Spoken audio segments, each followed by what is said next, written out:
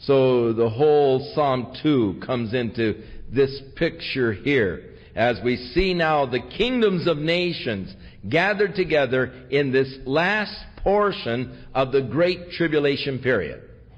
And we're dealing now with that final period of Great Tribulation prior to the return of Jesus Christ, as the nations have gathered together, really in a sense to try to hinder the establishing of the Lord's kingdom.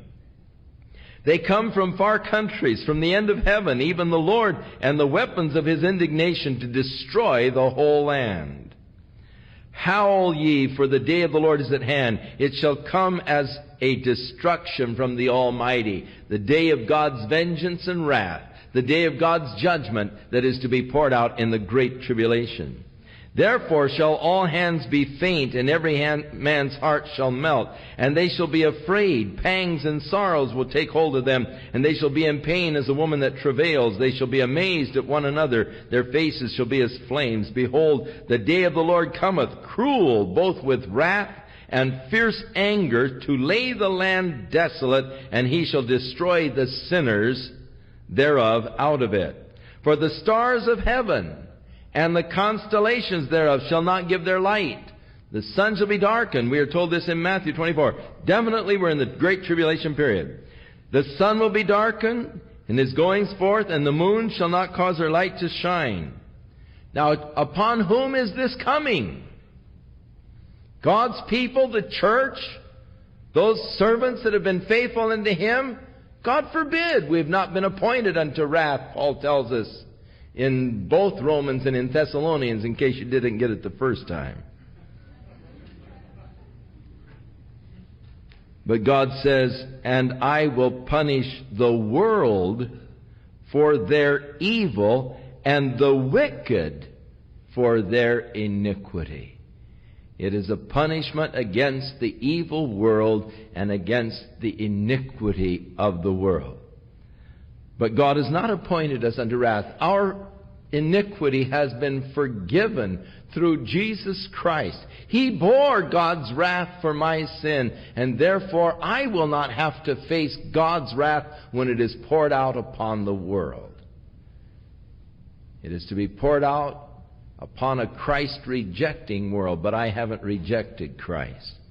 And that is why when Jesus talks about these very things in Luke 21, He says in talking of these things, pray ye always that you'll be accounted worthy to escape all of these things and to be standing before the Son of Man. So when these things begin to take place, don't look for me down here. I'll be up around the throne of God, saying, worthy is the Lamb to receive glory and honor and might and dominion and power. I will cause the arrogancy of the proud to cease, and will lay low the haughtiness of the terrible. I will make a man more precious than fine gold. There will be a tremendous slaughter. Even a man than the golden wedge of Ophir. Therefore, God said, I will shake the heavens, and the earth shall remove out of her place. Now, this is interesting because more than one place God has made reference to the earth being shaken out of its place. In fact, God speaks about the earth staggering to and fro like a drunken man. We'll get that as we move on in Isaiah. Isaiah tells us that. And will be moved out of her place. It would seem that the earth has gone through changes in its past. It would appear that at one time the Earth's orbit was a 360-day orbit rather than the 365 and a quarter. It would seem that at one time the Earth was not tilted at 23 1/3 degrees on its axis. Because we know that at one time there were tropical jungles around the North Pole. There were forests in the South Pole area. So the earth has gone through some tremendous upheavals. They believe that there has actually been a polar shift. In the book Worlds in Collision, Immanuel Velikovsky suggests that the Earth actually has changed its rotation from the present, before the Earth actually rotated from west to east instead of east to west. And he gives you his reasons, and you want to read the book Worlds and Collisions, he gives quite a bit of argument in that vein. Now, the interesting thing is that we do know that in the kingdom age, God is going to restore the earth like it was during the time of Adam and Eve, back to the Garden of Eden, where the deserts will disappear. The Bible speaks of that age where there will be streams in the deserts, rivers in dry places and all. And the deserts will blossom and bud as a rose. And the desert areas being removed. The whole earth, once again, being like a giant garden. Now, it is possible that in this earth being moved out of her place is a reference to another flip or a change of the polar axis, and rather than being tilted at 23 1/3 degrees, which gives us our seasons, that the earth will be on pretty much a straight axis as far as its relationship to the sun, which would have quite a dramatic effect upon the earth. One, the ice caps of the polar regions would be melted. And the polar regions would again become very lush places as far as warmer climate. With this greater mass of water, there would be more evaporation now as the sun would draw more water into the atmosphere, and it could be that once again the earth would be covered with a water canopy.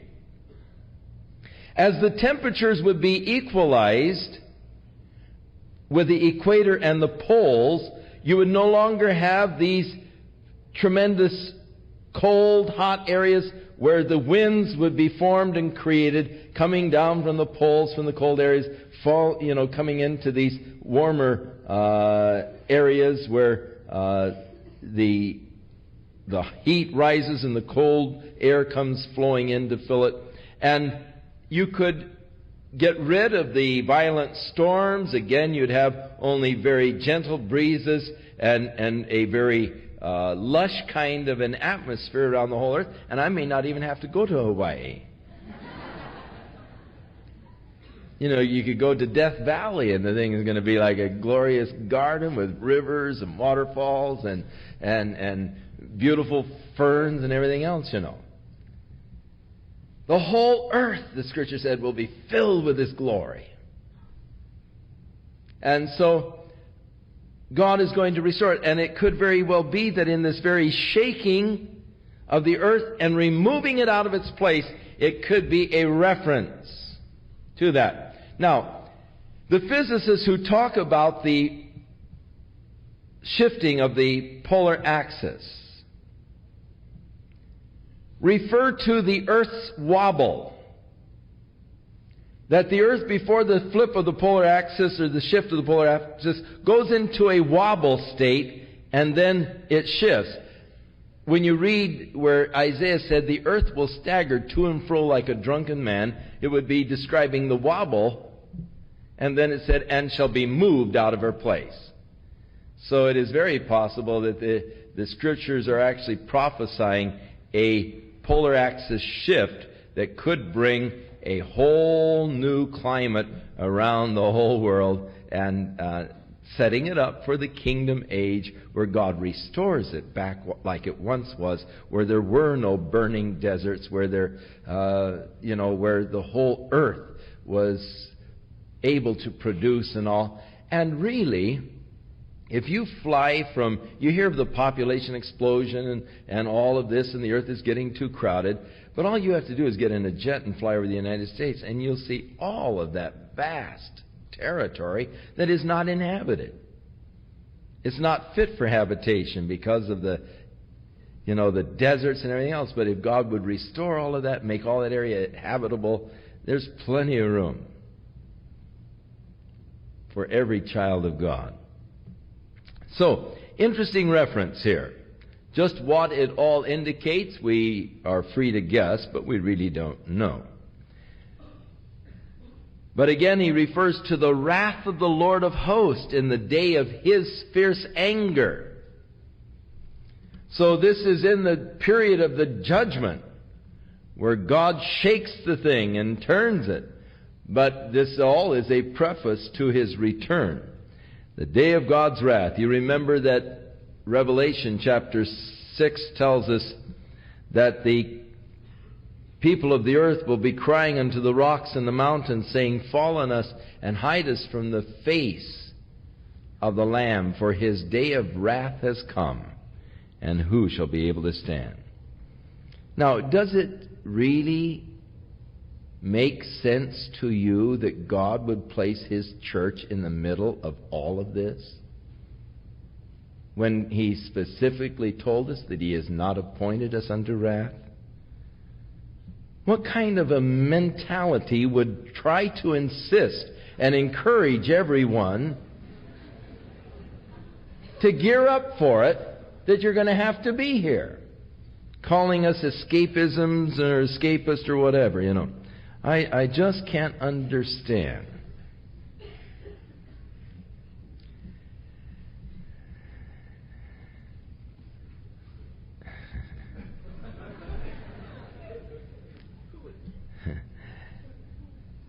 And so he speaks about they will be like a chaste roe.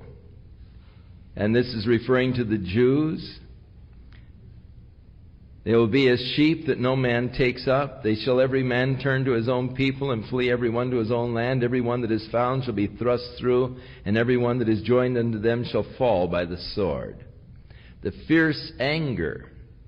And their children also shall be dashed in pieces before their eyes. Their houses shall be spoiled, and their wives ravished. Now, I told you Isaiah's prophecy jumped from far to near, near to far.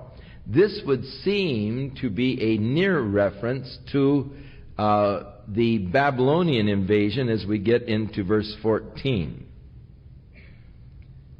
Because in Psalm 137, 8 and 9, the psalmist opens that Psalm 137 by declaring, when we were in Babylon, we hanged our harps on the willow tree, and we cried. They said unto us, sing us one of your songs of Zion, but how can we sing of Zion when we are in captivity, and so forth. And then he takes out against Babylon, and he said, happy will be they who dash your children in the streets, even as you dashed our children. So Psalm 137, 8 and 9 comes into play here, and it was a reference to the Babylonian destruction of Jerusalem. But then Babylon itself will be destroyed. Verse 17, behold, I will stir up the Medes against them, which shall not regard silver, and as for gold, they shall not delight in it. Their bows shall dash the young men to pieces. They shall have no pity on the fruit of the womb. Their eyes shall not spare children. And Babylon, the glory of the kingdoms, the beauty of the Chaldees' excellency, shall be as when God overthrew Sodom and Gomorrah. Now here's an interesting thing. Isaiah is predicting that the Medes will be destroying the Babylonian kingdom, and at this point, the Assyrian Empire was really the predominant empire. Babylonian Empire had not yet taken Assyria. And of course, the Medes were just a small, insignificant tribe when he actually prophesies that they will be the destroyers of the great Babylonian kingdom.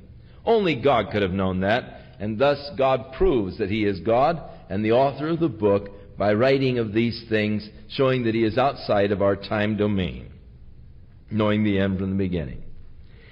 And speaking of the destruction of Babylon, it shall never be inhabited, neither shall it be dwelt in from generation to generation. Neither shall the Arabian pitch a tent there, neither shall the shepherds make their fold there.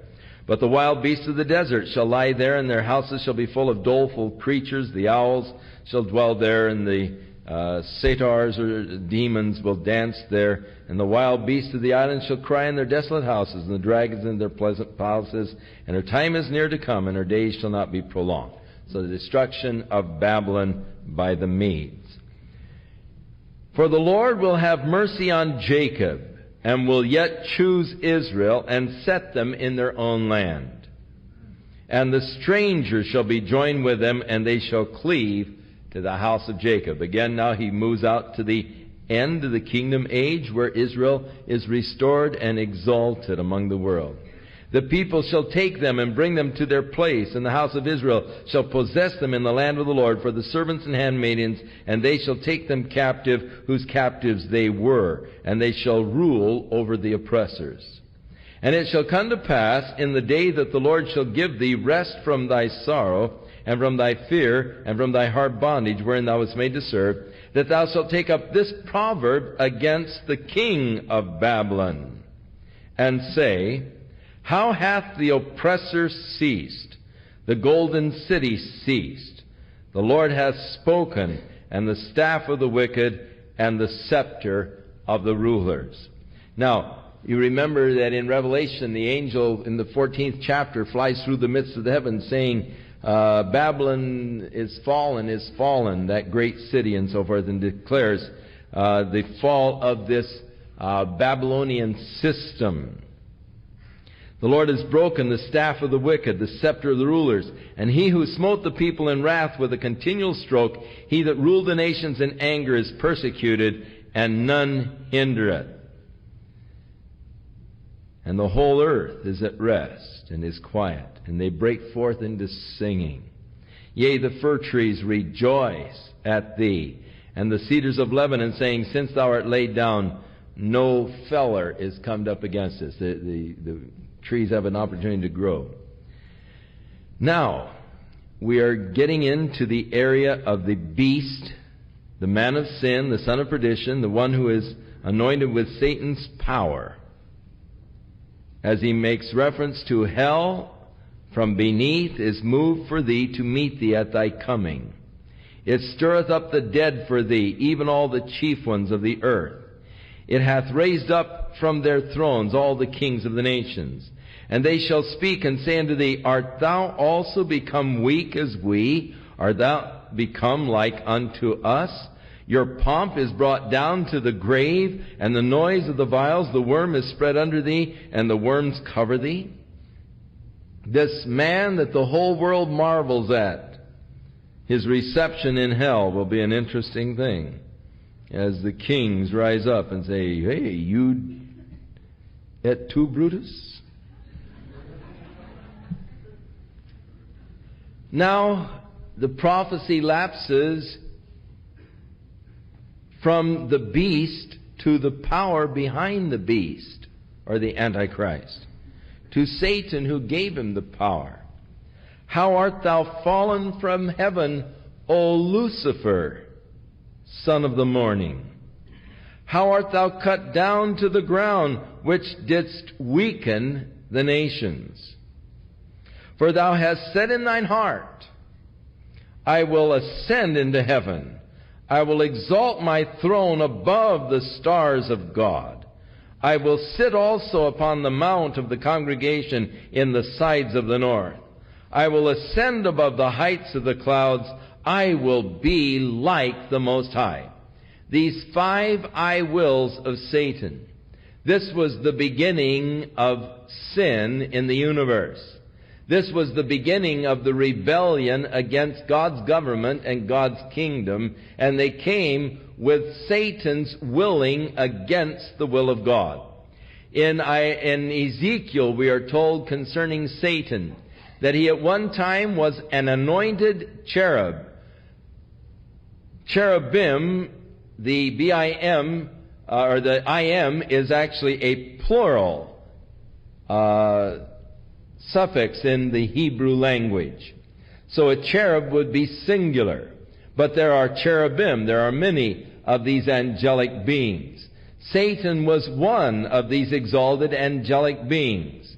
Interesting, it would seem that the cherubim are there to guard the holiness of God.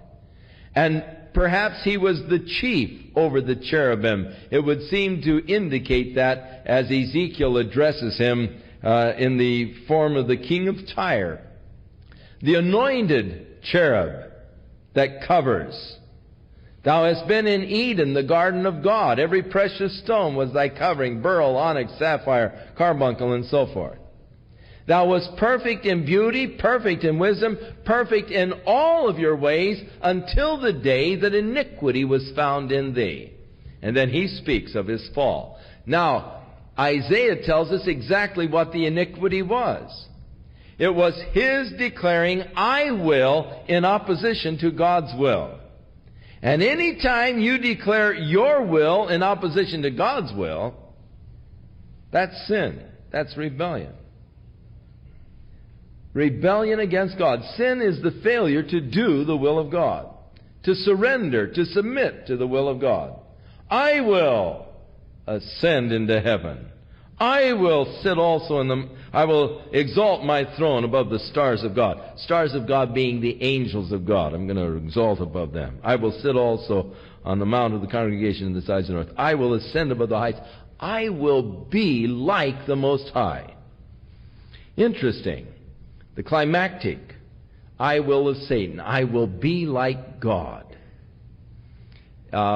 Shakespeare, in the one play, has someone addressing Cromwell. Oh, Cromwell, flee ambition, for by this sin the angels fell. I will be like God. It is interesting, when Satan came into the garden to tempt Eve, what was the hook? God doesn't want you to eat that fruit, for he knows that the day that you eat that fruit, you will be like God. You want to be like God? Eat this fruit. And that was the hook. It was the thing that tripped him up. And so it's the very thing then that he used to trip Eve up. You're going to be like God. Go ahead. God doesn't want you to eat it. He's afraid you're going to be like him. So any of these religions today that make you like God, that put you in a God category, when you die, you and your wife can be as gods. You go to your own little planet. Be careful. That was the hook that got Satan. That was the hook that he used for Eve. These that make a God out of you, recognize the God in you. These self-realizations. What is the self-realization concept? I am God. That's what I need to realize. Isn't that wonderful? Tragic. But so many people are being drawn by this desire to be God. And so the God in me blesses the God in you. The self-realization of who I am. So, Satan's fall. I will be like the Most High. Now, the interesting thing is that God is making us again in His image. When God first created man, He created man in His image and after His likeness. But man, through disobedience, in his desire to be like God, fell from that image of God. And by one man, sin entered the world, and death by sin, so that death passed unto all men, for all sinned. So if I want to know what God intended when He created man, I can't look around the world and find it.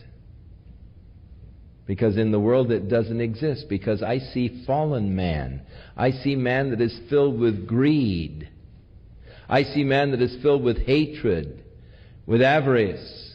I see a man who is controlled by his own desires, lust.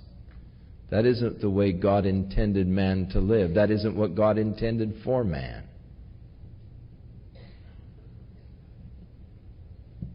We see man in his fallen state. But God reached down to touch man in his fallen state, and the purpose of God in working in your life tonight is to restore unto you that which was lost through the fall. God wants to restore you back into His image. And so Paul said, we with open face beholding the glory of the Lord are changed from glory to glory into the same image. Now it doesn't mean I'm God. It doesn't mean I'm going to be God. I'm always going to be me. But I will be conformed again by the Spirit of God into the image of Jesus Christ, where love will once again dominate instead of greed or selfishness. And made again into the image of Jesus Christ. That's the purpose of God's work in our lives tonight. So, Satan fell. How art thou fallen from heaven, O Lucifer, son of the morning? You said you're going to exalt yourself, you're going to be like God, yet you will be brought down to hell, to the sides of the pit. And they that see thee shall narrowly look upon thee and consider thee, saying, is this the man that made the earth to tremble and did shake kingdoms? Man, when you see Satan down there, you say, wow, is that the guy that gave me such a bad time? The man that created all of the problems for this universe? The one that started the whole rebellion against God? Is that? Wow, look at him. What a sight that's going to be. That made the world as a wilderness and destroyed the cities, that opened not the house of his prisoners. All of the kingdoms of the earth are the kings of the nations, even all of them that lie in glory, every one of them in his own house. But thou art cast out of thy grave like an abominable branch, and as a raiment of those that are slain, thrust through with a sword that go down to the stones of the pit, as a carcass that is trodden under foot. The kings are buried in tombs, sepulchres, and so forth, but you're going to be cast out of the grave. You're going to be like the coat of a man who has fallen in battle that's just cast aside to be trodden down under the feet. Thou shalt not be joined with them in burial, because thou hast destroyed thy land and slain thy people, and the seed of evildoers shall never be renowned. Prepare slaughter for his children for the iniquity of their fathers, that they do not rise nor possess the land, nor fill the face of the world with cities. For I will rise up against them, saith the Lord of hosts, and cut off from Babylon the name and the remnant and son and nephew, saith the Lord. How many of you have met a Babylonian lately? They don't exist. God cut them off. The name, the son, the nephew. There's no more family, Babylonians. I will also make it a possession for the bittern, the pools of water, and I will sweep it with the besom of destruction, saith the Lord of hosts. And the Lord of hosts hath sworn, saying, surely as I have thought, so shall it come to pass. As I have purposed, so shall it stand. That is one powerful verse. God said, He's sworn. I mean, this is, men take an oath to confirm what they have said as being really true. Well, God, who has never spoken anything but truth, when God swears to something, man, how true can you get? Or how firm can it be? How well can a thing be established? When God has sworn, surely as I have thought, it shall come to pass. God's word shall surely be fulfilled. When the Lord told Daniel to write these things, he said, for the prophecy is certain. It's going to be fulfilled. God declares, surely as I have thought, so it's going to be. And as I have purposed, so shall it stand. The purposes of God are set. They cannot be changed. The plan of God will be fulfilled. That I will break the Assyrian in my hand, and upon my mountains tread him under foot. Then shall his yoke depart from off of them, and the burden depart from off their shoulders. This is the purpose that is purposed upon the whole earth. And this is the hand that is stretched out upon all the nations. For the Lord of hosts hath purposed, and who can disannul it? His hand is stretched out, and who can turn it back? The tremendous, awesome sovereignty of God. And in the year that King Ahaz died was this burden. So now we're moving on into a new area.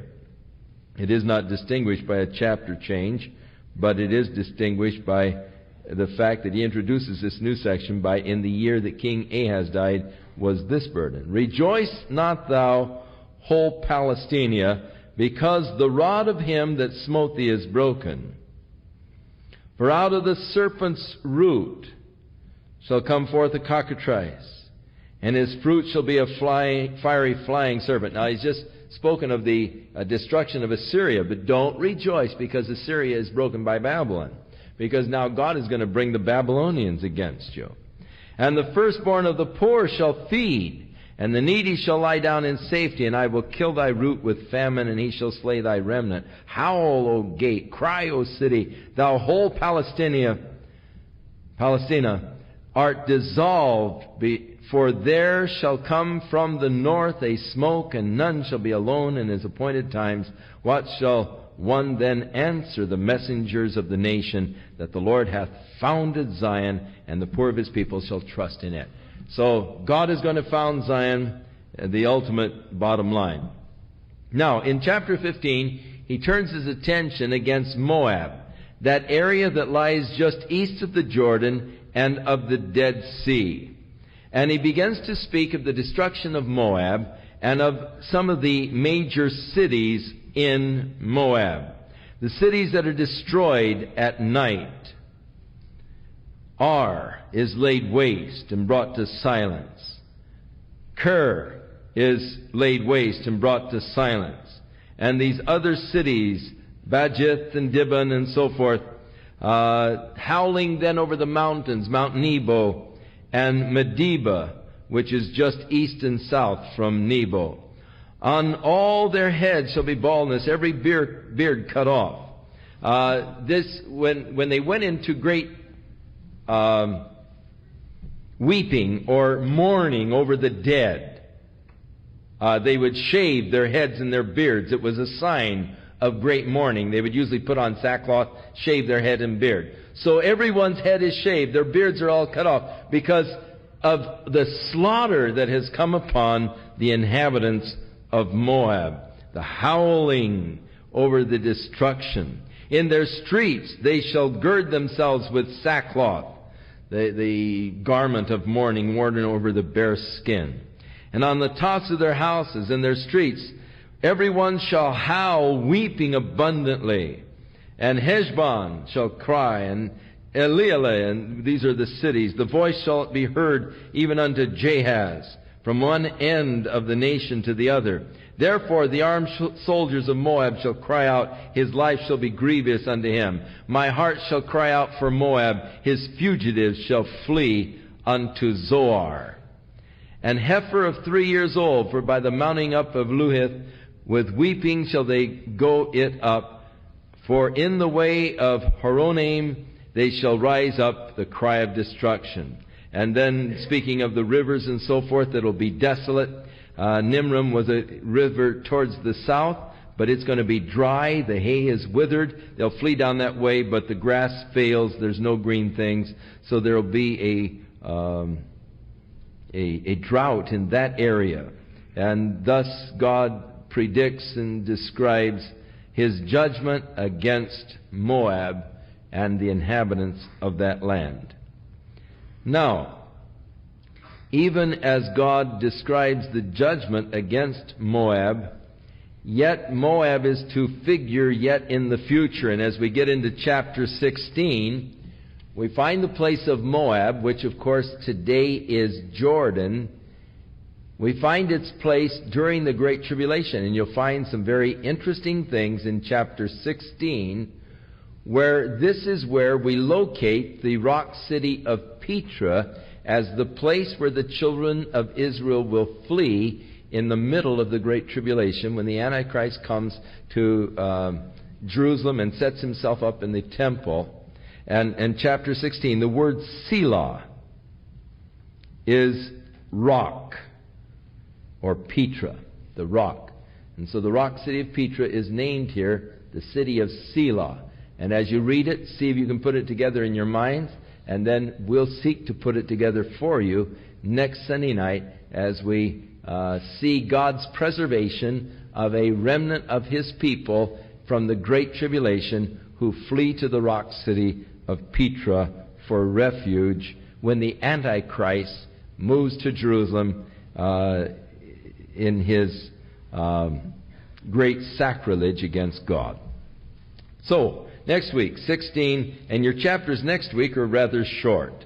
And so 16 through 20, but some interesting things. Chapter 19, the prediction of the Aswan Dam, and some people see the United States in chapter 18. If you can see the United States in chapter 18, you've got better eyes than I have. But some people make quite a bit out of chapter 18 being a prophecy concerning the United States. As far as I'm concerned, the United States doesn't appear in prophecy, except for one area where there's a possibility, and that is when Russia invades Israel. The merchants of Tarshish is thought to be England, and the young lions thereof shall say, "What are you doing invading this defenseless little land?" Now, if the United States appears anywhere in prophecy, that's where it appears, and it is when we file a complaint to the Security Council of the United Nations asking them to soundly condemn Russia for invading the Middle East. Jerusalem. So, outside of that, I really do not see the United States in prophecy, because, as John tells us in the book of Revelation, the testimony of Jesus is the spirit of prophecy. God isn't interested in prophesying about the whole world and the nations of the world as such. He's interested in one person. And all prophecy centers around Jesus Christ. The testimony of Jesus is the spirit of prophecy. So as nations relate to Israel, as Israel relates to the Messiah, so these nations will come into the light of prophecy. But the purpose of prophecy is not to give us an unfolding of the whole world scheme, but to center on one person, the person of Jesus Christ, in His first and in His second coming. The nations that tried to destroy Israel before the Messiah came, God deals with them in prophecy, how He is going to destroy those who were trying to destroy the nation before the Messiah could come. And then, of course, all of these prophecies that deal now with the return of Jesus Christ, the establishing of His kingdom and all. But they all really center around Jesus. So, you may be disappointed that the United States doesn't show up, but when you read some of the things that are said about some of these nations that do show up, it's sort of nice that he doesn't detail what might happen here. But come what may, my life is secure in Jesus Christ. And that's the main thing. That you be found in Him. Not clothed in your own righteousness, but the righteousness which God has given you through your faith in Jesus Christ. That's the only way I want to be found. Praying that I'll be accounted worthy to escape these things that Walter Martin wants to go through.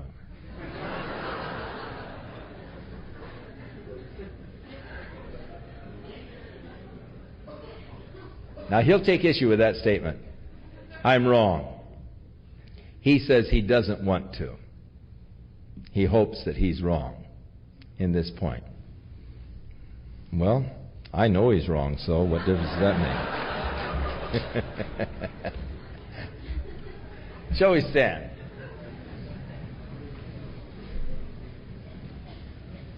But I respect his right to be wrong.